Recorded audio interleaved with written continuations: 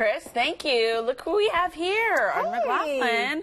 How's everybody? 3 great reads. I do. As we're getting ready for the holidays. As we're getting ready for the holidays. I mean, so many of us are already starting to see Christmas decorations and all that sort of thing come out. And I saw them this summer.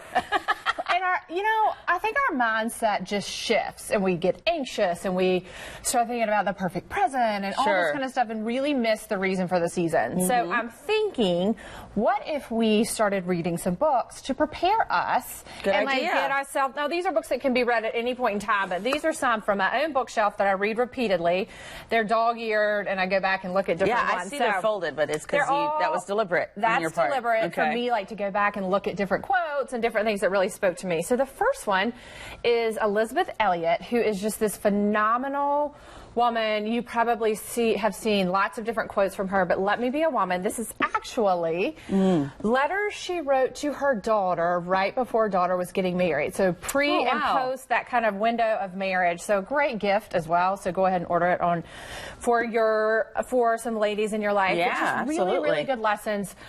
Really deep. She was a very deep woman. She's deceased now, but amazing. Let Me Be a Woman. So this one is Love Does. A lot more light. Bob Goff is hilarious.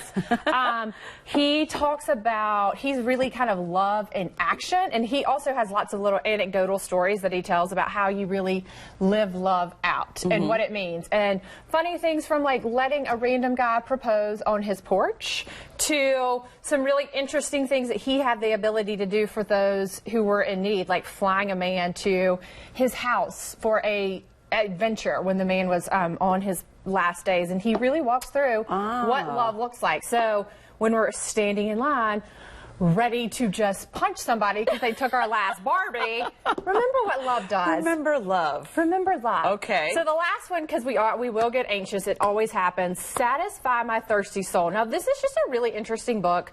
Linda Dillow, who really gets into different ways. It's actually, there's a 12-week Bible study included if you want, but different ways to walk through life. And she starts out going through nature and what it means to like get satisfied and spend some time doing that. So I love all of these. It gives you intentional practices as well to kind of go through your day. It's a great way to start your day.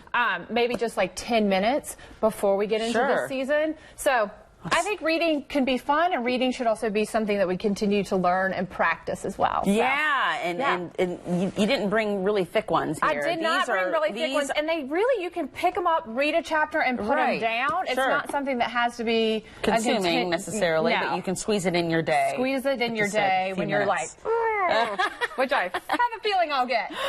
Yeah, you know what the holidays do. Sometimes they bring out that side of us, but good options here to make us remember the little things. So go ahead and get them in your practice now. Get them ready. Good. Good stuff. Yeah, I feel like namaste.